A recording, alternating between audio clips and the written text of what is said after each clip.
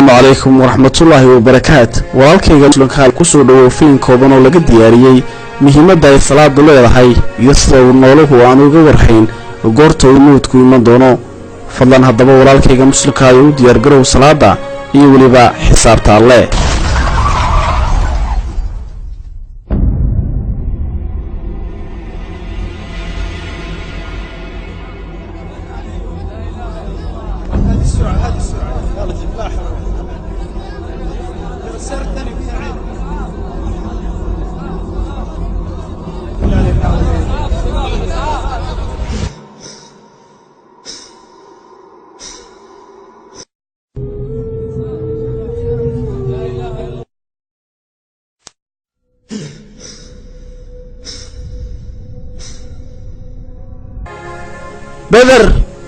بدر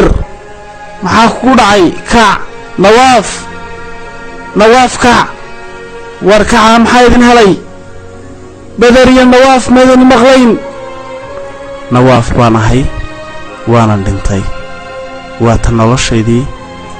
waa kuwan dooqyadayaan wey iyo waran xabiibti ma fiicantay ma sha Allah bikidoo shanayde والله ما شاد بين نورسي نواف هي صلاة دوكا هي صلاة هي ما كعيا كعت هو مالي مغلين ايش هي الله اكبر ها يورا حبيبي هيدو نيو صلاة تكون بكيرتني يوم ما فراتك ساعة كاغدو قيلنا صلاة أنا صلاتك أنا اللي ورينيسا يوري maxay saado walaayada ku bixisay xaybtay marka walaayad amaya ma waxba tukan meena naga daayo la hadaladan doonina ku hadlay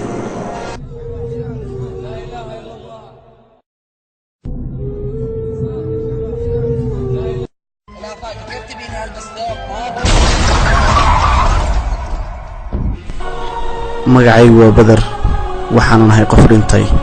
waa tan noloshaydii وانا كون دوخيدي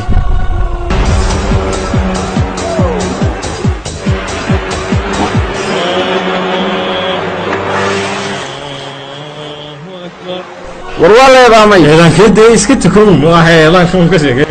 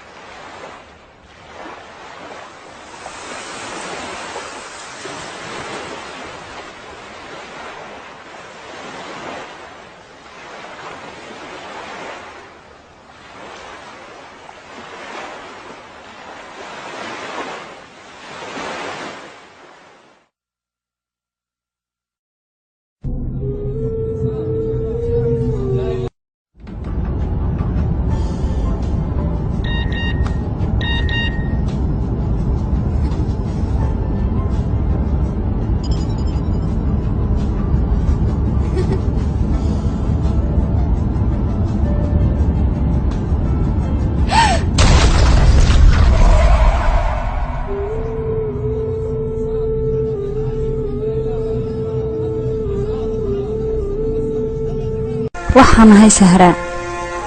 waana dhintay waa tan noloshaydii waa kuwan dooqyadaydi انا شريف وهي هتعمل معايا يبقى هتعمل عمل شريف. الدوران حول شجرة يابسة حيث كان بكيت إلى برشلونة الإسباني بموجب عقد يمتد ل4 سنوات. الدولار غالي. وحدك الصلاة هو كعب كعب هو صلاة أنا كعب ولا هو يفصل هذا بقى